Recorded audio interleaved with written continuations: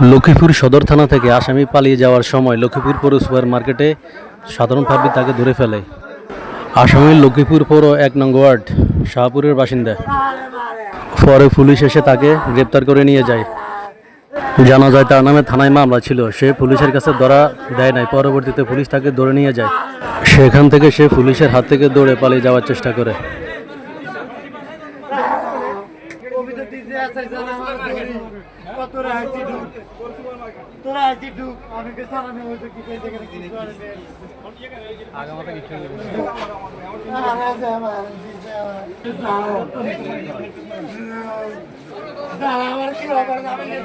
তোমার অপরাধ না হলে আমি যে আছি